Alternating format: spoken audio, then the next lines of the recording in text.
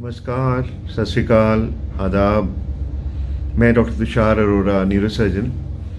आज आपको एक बहुत ही इम्पॉर्टेंट टॉपिक के बारे में बताना चाहता हूँ। आमतौर पे हम लोग ब्लड क्लॉट, ब्रेन में क्लॉट और ब्रेन में ट्यूमर, इन दोनों चीज़ों को कंफ्यूज कर लेते हैं आपस में। यानी एक बना ब्रेन में ब्लड क्लॉट और एक तरफ ब्रेन ट्यूमर। सो दोनों अलग अलग चीज़ें हैं। मैं जस्ट ये क्लैरिफाई करना चाहता था आज वीडियो से।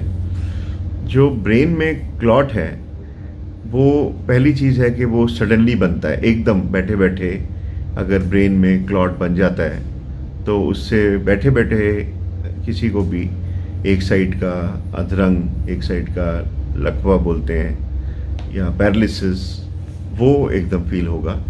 उसमें फेस भी इन्वॉल्व हो सकता है, जिसमें फेस टेढ़ा हो जाएगा।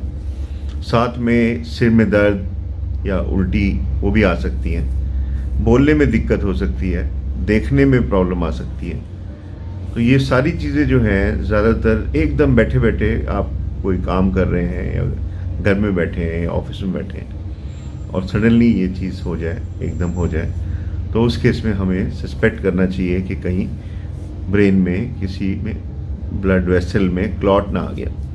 तो इसको हम लोग जनरली स्ट्रोक बोलते हैं या ब्रेन अटैक बोलते हैं। और जनरली दो टाइप के होते हैं। एक में ब्लड क्लॉट आर्टरी के अंदर, नाड़ी के अंदर बनता है, जिसकी वजह से आगे की ब्लड सप्लाई ख़त्म हो जाती है और ब्रेन जो है वो उस एरिया, पर्टिकुलर एरिया में वो काम करना बंद कर देता है। और दूसरे टाइप का क्लॉट है कि जिसमें कि नाड़ी या आर्टरी फटती है और हेमरेज हो जाता है, और हेमरेज ब्रेन के अंदर में खून इकट्ठा हो जाता है। तो उस इन दोनों में ही ये सब प्रॉब्लम्स आ सकती हैं। तो ये जानना ज़रूरी है कि स्ट्रोक या लकवा या अधरंग जिसको बोलते हैं, वो चीज़ अगर होती है तो टाइम की बड़ी इंपॉर्टेंस है ट्रीटमेंट के लिए।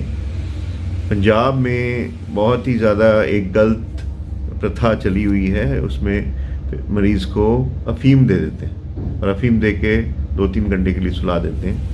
और ये इतनी ज़्यादा गलत बात मानी जाती है डॉक्टर्स में, क्योंकि आपने वो 2-3 घंटे जो प्रेशियस घंटे थे, जो ज़रूरी थे कि उनको ट्रीटमेंट मिले, उस टाइम में आप उनको अफीम दे के उनको आप रेस्ट करवा देते हैं। तो पहली गुजारिश ये है कि किसी भी पेशेंट में जिसमें कि अधरंग सस्पेक्टेड हो, जिसमें कि आपको शक हो कि इसको अधरंग हो रहा है, अफीम बिल्कुल नहीं देनी है और जल्द से जल्द किसी भी न्यूरो सेंटर पे पहुंचना है, जहां पे आजकल इंजेक्शंस भी अवेलेबल हैं और तरीके भी अवेलेबल हैं जिसके थ्रू वो ब्लड क्लॉट को डिज़ोल्व कर सकते हैं। इंजेक्शंस अवेलेबल हैं जो 4-4.5 घंटे के अंदर अंदर अगर दिए जाएं तो वो क्लॉट डिज़ोल्व हो सकता है और पेशेंट को वापस जो भी फंक्शन उसके लूज़ हुए हैं वो वापस मिल सकते हैं। ब्रेन ट्यूमर की बात अगर करें हम लोग, तो वो एक छोटी सी गिल्टी या गांठ समझ लीजिए, जो कि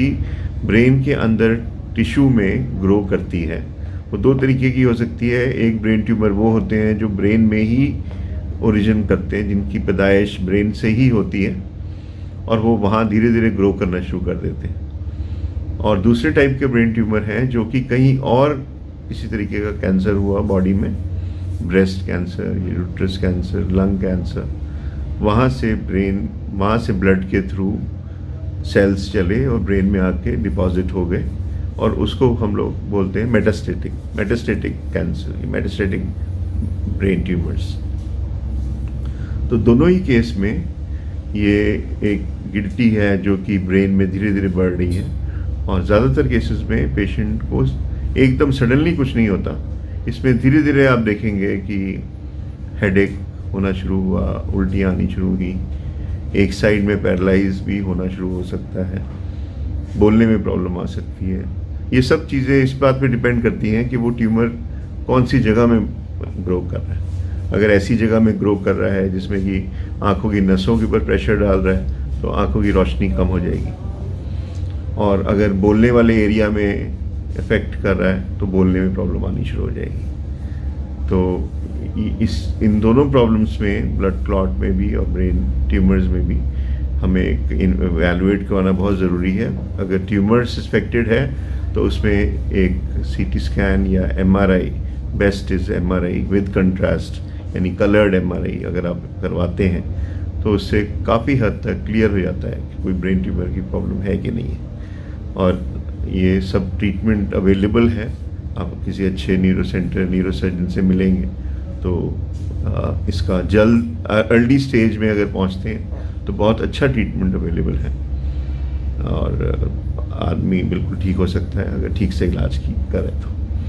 बाकी और कोई क्वेरी, कोई क्वेश्चन, कोई डाउट अगर हो तो आप मुझे लिख सकते हैं या मुझे पूछ सकते हैं। मुझे बहुत खुशी होगी आपको जवाब देने में। और मेरा मकसद सिर्फ ये रहता है कि बेसिक चीज़ों में जहाँ हम लोग कंफ्यूज होते हैं वो कंफ्यूज ना हो, जो हम लोग गलतियाँ करते आ रहे हैं वो गलतियाँ हम ना करें और सही तरह से इलाज हो सके, जिससे कि हम लोग आजकल की मॉडर्न टेक्नोलॉजी का भी फ़ायदा उठा सकें और मॉडर्न जो नॉलेज बढ़ी है पहले से उसका भी फ़ायदा उठा सकें। Thank you so much.